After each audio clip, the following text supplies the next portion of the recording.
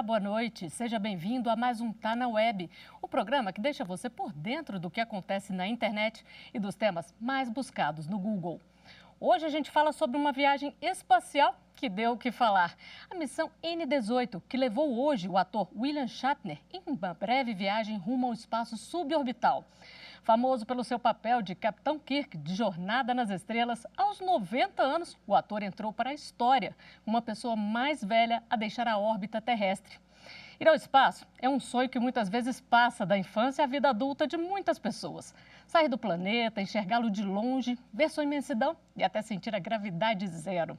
E como vimos, essa já não é mais uma realidade somente dos astronautas. Mas será que há limites para a exploração do espaço? Para me ajudar nesse assunto, eu converso agora com Ian Grossner, procurador federal e professor de Direito Espacial. Boa noite, procurador. Muito obrigada por aceitar o nosso convite. E eu já começo fazendo uma pergunta para o senhor. Esse é um fato histórico, esse tipo de viagem, não é mesmo? Boa noite, Flávia. Boa noite, telespectadores da TV Justiça. De fato, estamos vivendo a história, né? Quem viveu lá nos anos 60 e viu a corrida espacial entre as duas superpotências da época, Estados Unidos e União Soviética, e depois a chegada do homem à Lua, viu a primeira. Nós estamos acompanhando a história e vendo a segunda, de fato, com todas essas missões privadas. E há limites para explorar esse tipo de tecnologia?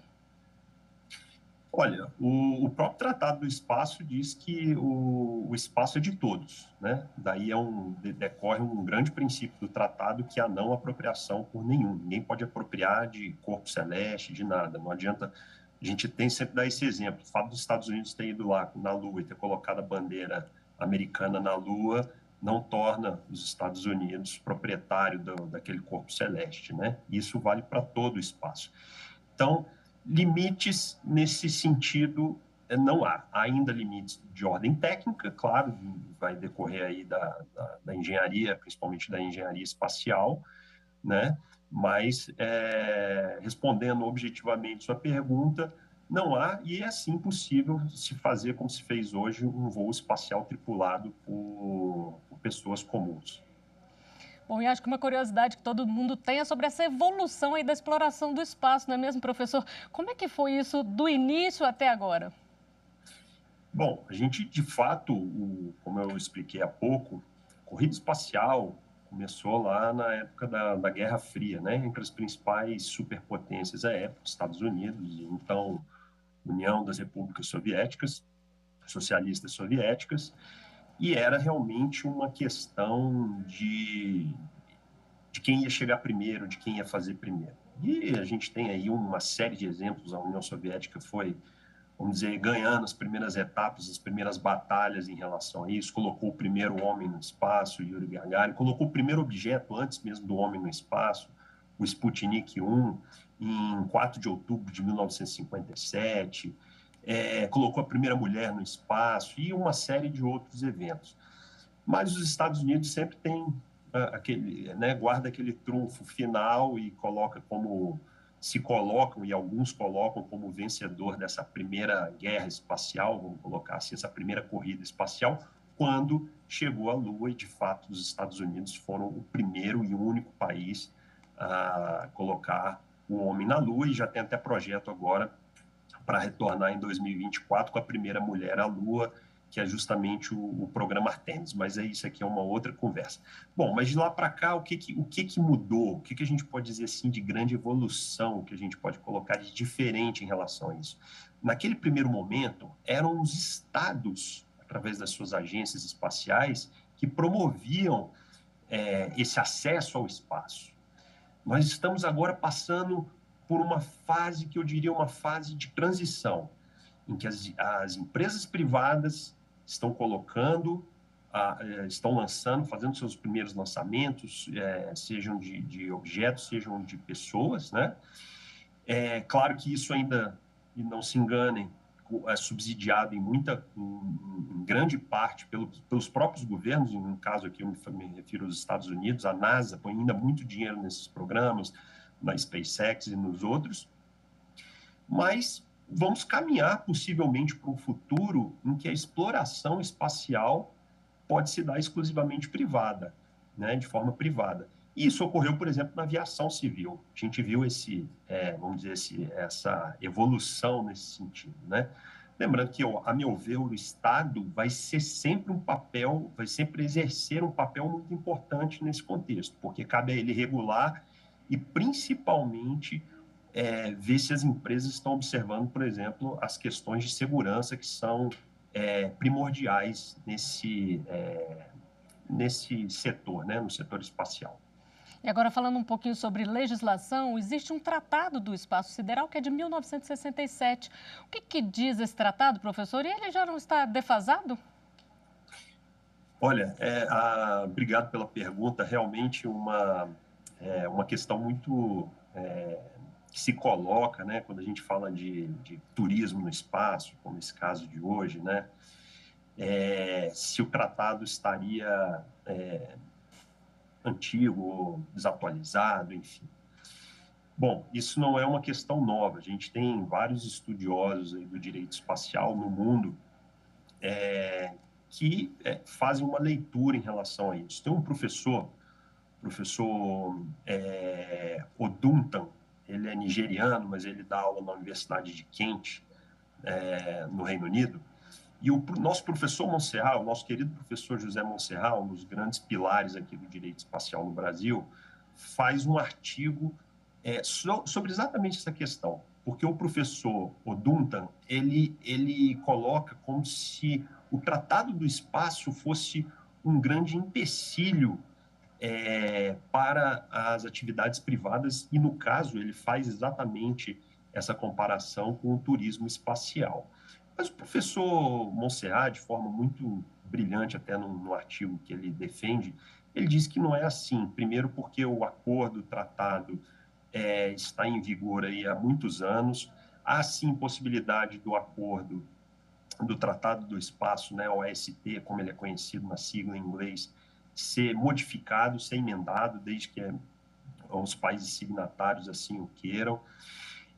E uma questão muito importante, o Tratado do Espaço, que é um tratado antigo, né, como você falou aí, de 1967, ele lá no artigo 6º coloca de forma muito clara, que os estados têm a responsabilidade internacional das atividades nacionais realizadas no espaço exterior, sejam elas exercidas por entes não governamentais ou não governamentais. Então, veja que o tratado, mesmo sendo antigo e mesmo tendo sido idealizado numa época que nem se pensava nessas atividades privadas, mas já deixou espaço lá para essas entidades privadas. Então, em síntese, o que a gente tem hoje é o seguinte: nesse caso dos Estados Unidos, o voo tendo ocorrido lá por uma empresa americana, sediada nos Estados Unidos, os Estados Unidos, internacionalmente, perante a comunidade internacional, é quem é responsável por essa atividade, se algo ocorrer do ponto de vista internacional. Então, eu não vejo como um tratado completamente desatualizado. É claro que há outras questões que surgem, questões de responsabilidade civil e outras questões que surgem não só em relação a essa atividade aqui, mas outras. Por exemplo, a questão muito falada também da mineração espacial e muitas outras, e que o tratado estaria em descompasso. Então, por isso que parte de doutrinadores e estudiosos do direito espacial sustentam a necessidade de um novo tratado e, mais do que isso, de uma organização da ONU para tratar exclusivamente do espaço num modelo de agência, mais ou menos como a OACI faz na aviação civil. O senhor falou aí de responsabilidade civil. Qual é a responsabilidade civil de quem promove esse tipo de viagem de turismo? Então, aí aqui é um problema, Flávia. Vejam, acabei de falar, o tratado ele é feito e formulado entre os estados. A gente acabou de falar aqui que o artigo 6º diz que para uma entidade privada, o estado, né, aquele estado lançador, aquele estado em que aquela empresa faz o lançamento, é o responsável internacional. Então, do ponto de vista internacional, vamos supor que haja um problema e num voo tripulado com turistas espaciais, essa aeronave caia num terceiro estado, num segundo estado, enfim, num estado que não seja os Estados Unidos, por exemplo, com esse exemplo hipotético que caia no México. Então, não tenho dúvida que a responsabilidade internacional é do governo norte-americano e ele vai ter que indenizar o Estado mexicano, nesse exemplo que eu dei, por eventuais danos ocorridos aí no território mexicano. E o Tratado do Espaço, que é complementado por uma convenção específica para falar dessa questão de responsabilidade civil por atividades espaciais, cria duas formas de responsabilidade. Uma objetiva, quando esse evento se dá em terra ou em voo, né? Ou uma responsabilidade subjetiva quando ela ocorre no espaço. Aí tem toda uma discussão, porque a gente não tem uma definição clara de quando termina o espaço aéreo, quando começa o espaço exterior, e aí isso é uma das belezas do direito espacial, né? Agora, eu diria que nesse caso específico, do ponto de vista da responsabilidade civil, por exemplo, algo que ocorra e seja tudo em território americano, com a empresa, com os atores, com os chamados turistas espaciais aí, isso aí a gente teria que ver à luz da legislação norte-americana interna para ver como é que eles vão regular isso. E muitas vezes acredito que isso deve ter algum acordo possivelmente confidencial aí entre a empresa e os próprios novos astronautas, né, ou turistas espaciais que discipline isso. Mas isso teria que ser visto à luz da legislação do país, se esse dano não for um dano internacional da forma aqui que eu coloquei. Então, veja que realmente isso é muito discutido, isso é muito controverso, o direito espacial e a doutrina ainda não tem uma resposta clara e definitiva para isso tudo.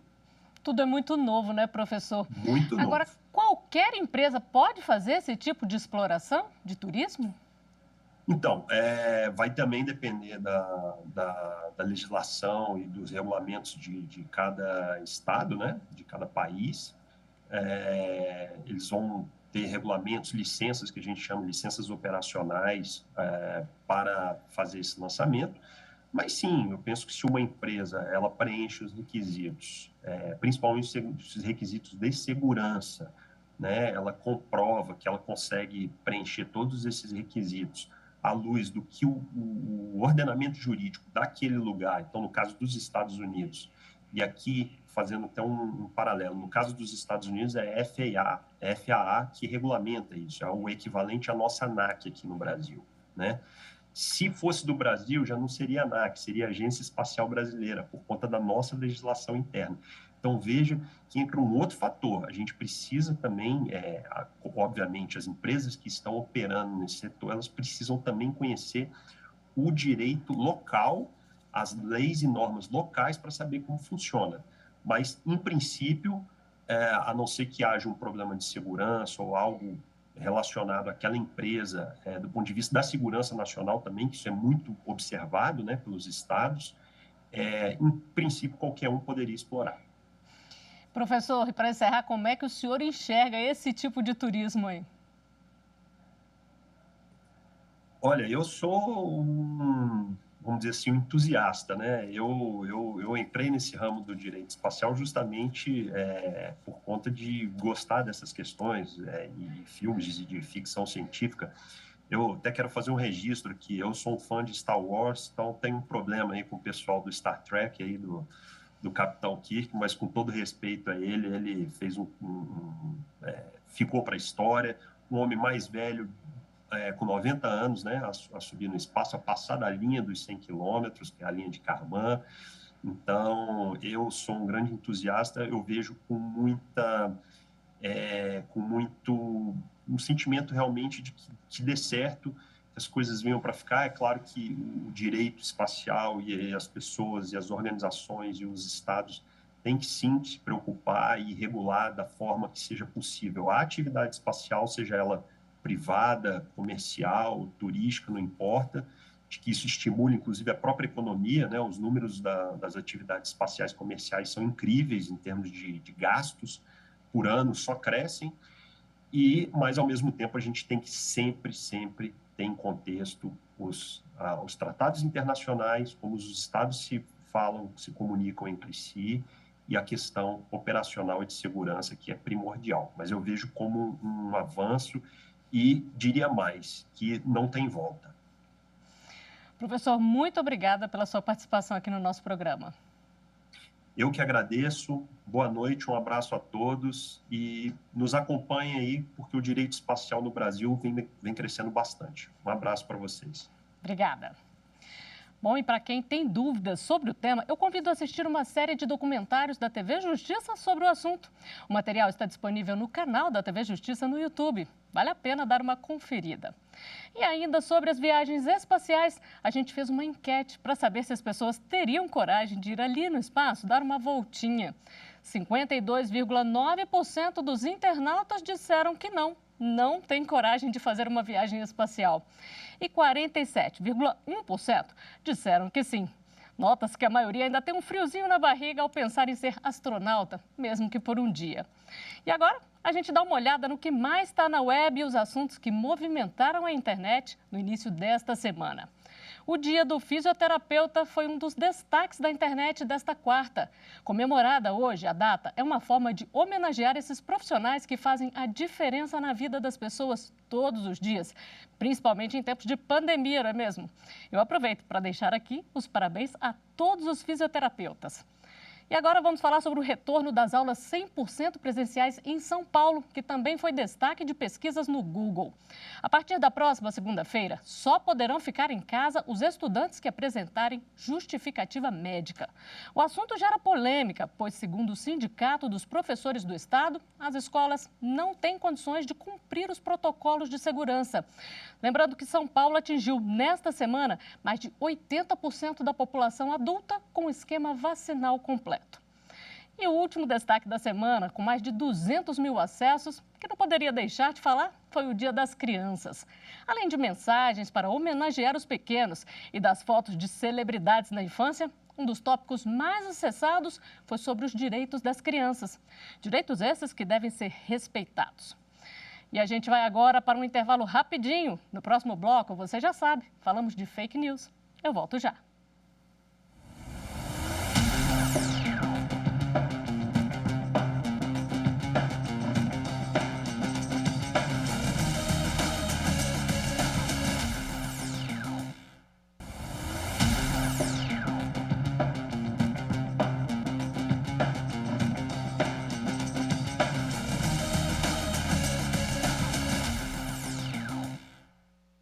Estamos de volta e agora vamos falar de fake news. A gente confere uma fake news que foi esclarecida na programação da TV Justiça sobre uma pesquisa realizada nos Estados Unidos que tem sido usada para desestimular a vacinação de jovens contra a Covid-19. Vamos ver?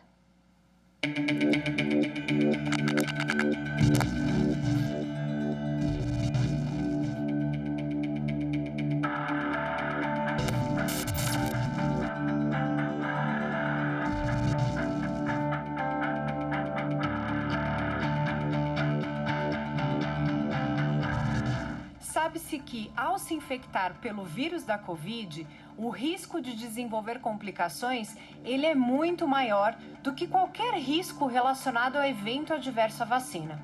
Quando a gente fala sobre o grupo de adolescentes, nós estamos vivenciando uma enxurrada de fake news para justificar as atitudes dos antivacinistas que querem impedir que as nossas crianças estejam seguras e vacinadas.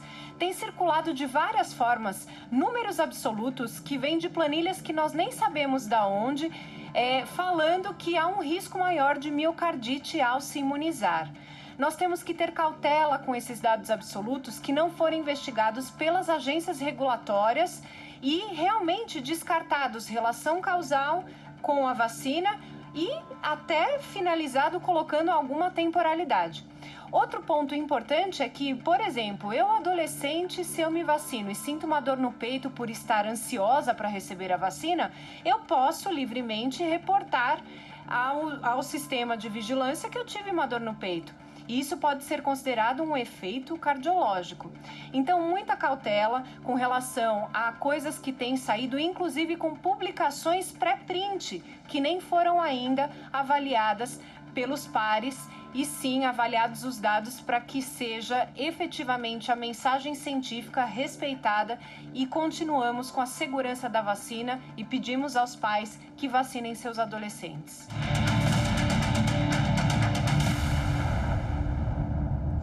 Para a a gente entender melhor essa questão, eu chamo o infectologista Emerson Luz. Boa noite, doutor Emerson, obrigada pela sua participação. Esse é um assunto que precisa ser desmistificado, não é mesmo? Boa noite, Flávia. Boa noite a todos.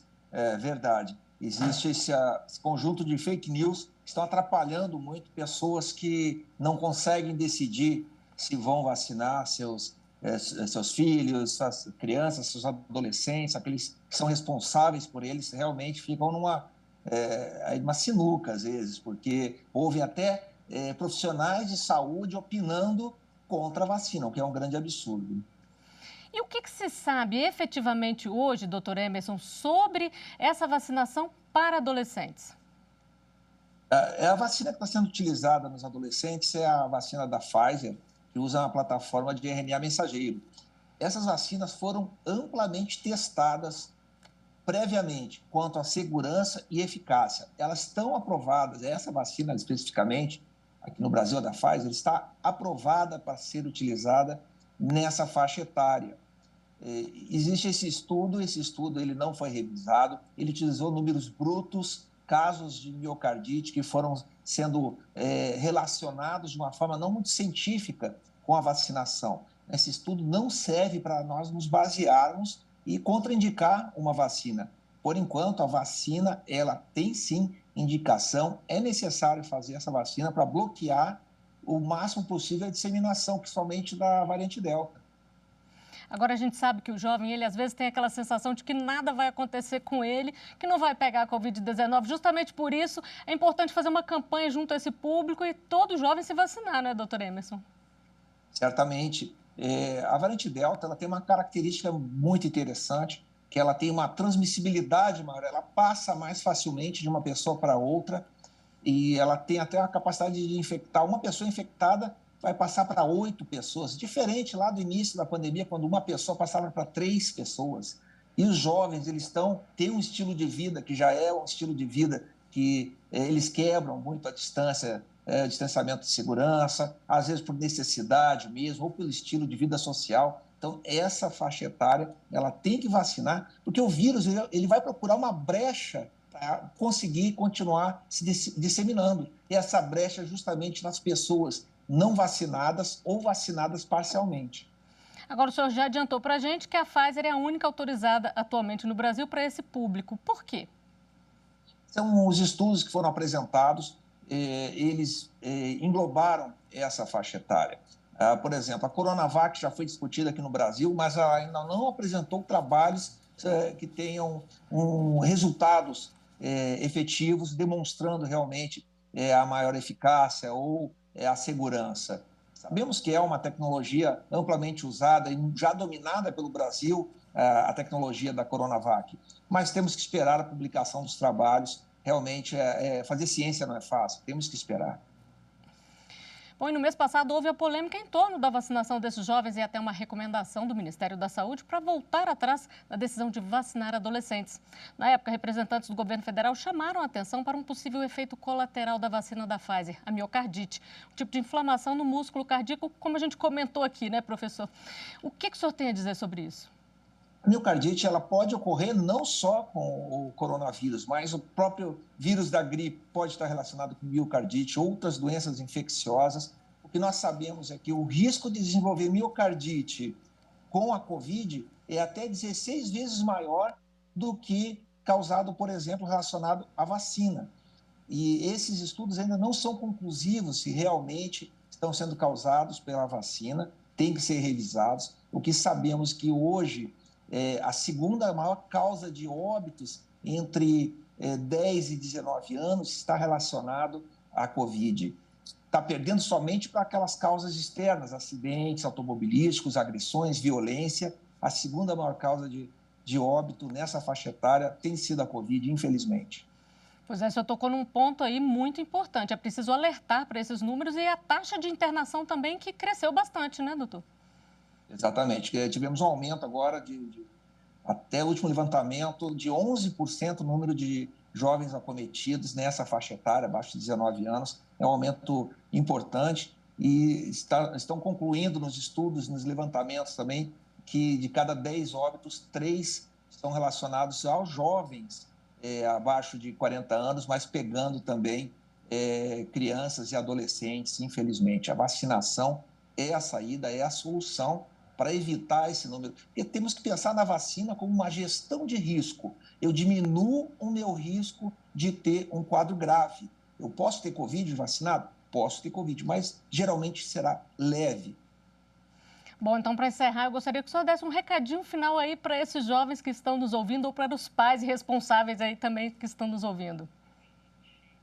Vacine seus filhos, seus adolescentes, aquelas crianças que estão sob sua responsabilidade, que estão na faixa etária de vacinação, porque é a forma de nós defendermos. Temos que pensar que uma criança ou um adolescente vacinado hoje será um adulto imunizado. E isso é necessário para evitar que a disseminação do novo coronavírus continue. É muito importante vacinar a todos. Cada um fazer a sua parte, né, doutor Emerson? Muito obrigada pela entrevista aqui. Eu que agradeço o convite e estou sempre à disposição, aí, tentando orientar a população da melhor forma possível, usando ciência. Isso é importante. Esclarecimentos extremamente importantes. Obrigada. Bom, e eu vou ficando por aqui. Não deixe de acompanhar as nossas redes sociais, Instagram, Twitter e YouTube. Na semana que vem, tem mais assuntos da web para você. Tchau!